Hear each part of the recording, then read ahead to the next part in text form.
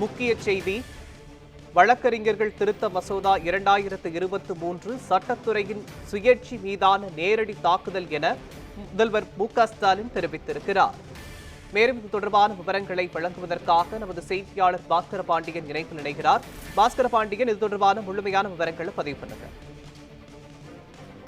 மோகன், மத்திய அரசானது நாடாளுமன்றத்தில் கடந்த பிப்ரவரி 13ஆம் தேதி வழக்கறிஞர்கள் சட்ட திருத்த மசோதாவானது கொண்டு வரப்பட்டது.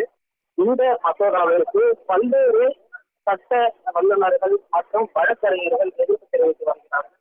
குறிப்பாக தமிழ்நாடு மற்றும் பாண்டிச்சேரி பார் கவுன்சில் வழக்கறிஞர்கள் இந்த சட்ட திருத்த மசோதாவிற்கு கடும் எதிர்ப்பு தெரிவித்திருப்பதோடு வரும் பிப்ரவரி 26ஆம் தேதி முதல் மார்ச் 1ஆம் தேதி வரை வழக்கறிஞர்கள் நீதிமன்ற பணியிலிருந்து விலகி இருப்பது என்றும் முடிவு செய்யப்பட்டு தகவல்களும் கூட வெளியாகி இருந்தன.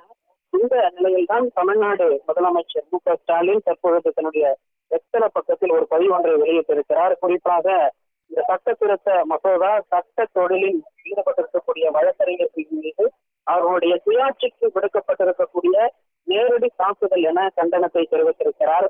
அந்த எக்ஸ்தல பதிவில் அவர் தெரிவித்திருப்பது சட்டம் ஒரு இருட்டறை, அதில் வக்கீலின் வாதம் விலக்கு என பேரறிஞர் அண்ணாவின் கூற்றை மேற்கோள் காட்டி அந்த பதிவில் அவர் தெரிவித்திருக்கிறார். அதோடு மட்டுமல்லாமல் 2014ஆம் ஆண்டு முதல் பாஜக அரசு நீதித்துறையினுடைய சுதந்திரத்தை திட்டவட்டமாக குறைத்ததற்கு முயற்சிகளை மேற்கொண்டு வருவதாகவும், முதலில் NJAC மூலம் நீதித்துறை நியமனங்களை அபகரிக்க முயன்றதாகவும், பின்னர் நீதிபதிகள் நியமனங்கள் மற்றும் இடமாற்றங்களுக்கான கொலிஜியத்தின் பரிந்துரைகளை புறக்கணிப்பதாகவும் அவர் அந்த கண்டனத்தை தெரிவித்திருக்கிறார். அதோடு மட்டுமல்லாமல் பார் கவுன்சில்களின் மீதான கட்டுப்பாட்டை கையில் எடுப்பதன் மூலமாக வழக்கறிஞர் சுயாட்சியை கிடைப்பதோடு நீதித்துறை சுதந்திரத்தை பலவீனப்படுத்தவும் நோக்கமாக கொண்டிருப்பதாகவும் அந்த எக்ஸ்தல பதிவில் தெரிவித்திருக்கிறார்.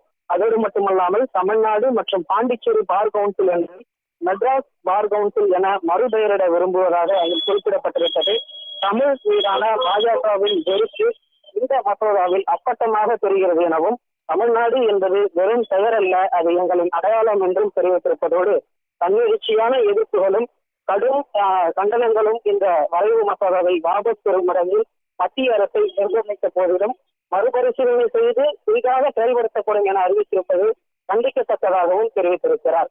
இந்த மசோதாவை முழுவதுமாக வாபஸ் பெற வேண்டும் என்றும், வழக்கறிஞர்களினுடைய தொழிலில் சுயாட்சிக்கு மத்திய அரசு மதிப்பளிக்க வேண்டும் என்றும் வலியுறுத்துவதாக இந்த அறிக்கையிலே தெரிவித்திருக்கிறார். மோகன்,